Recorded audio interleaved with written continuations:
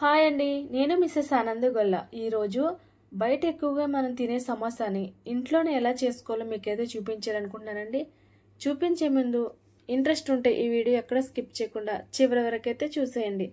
ముందుగా ఒక కప్పు మైదా పిండి, కొంచెం సాల్ట్, కొంచెం నూనె వేసుకుని ఎక్కడ ఉండలు లేకుండా కొన్ని నీళ్ళు వేసుకుంటూ ఒక ముద్దలాగైతే కలుపుకుని 10 నిమిషాలు పక్కన పెట్టేసుకోవాలి.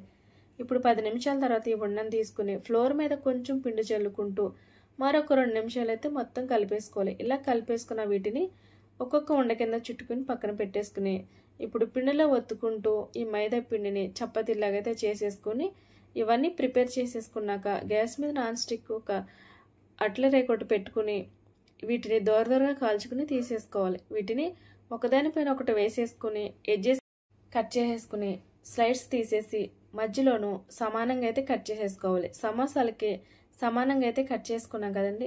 ఇప్పుడు వీటిని ఎడ్జెస్ తీసుకున్న వాటిని చిన్న చిన్న ముక్కల కింద కట్ చేసుకుని మన సమోసాలోకి స్టఫ్ కింద అయితే మనం ఫ్రై చేసుకున్నామండి.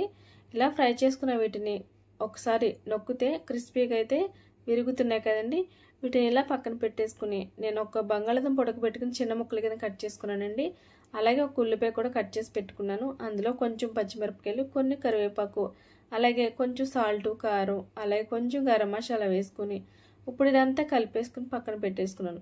ఇప్పుడు ఒక కప్పులో 2 స్పూన్ల మైదా పిండి వేసుకుని కొంచెం వాటర్ వేసుకుని ఎక్కడ ఉండలేకుండా కలిపేసి పక్కన పెట్టేసుకోవాలి. ఇప్పుడు సమోసాలు అయితే ప్రిపేర్ చేసుకుందామండి. నేను ఆల్రెడీ సమోసాలు అన్నీ చేసేసుకున్నాను. మీకు చూపించడానికైతే ఒకటి లేసి తీసుకున్నానండి.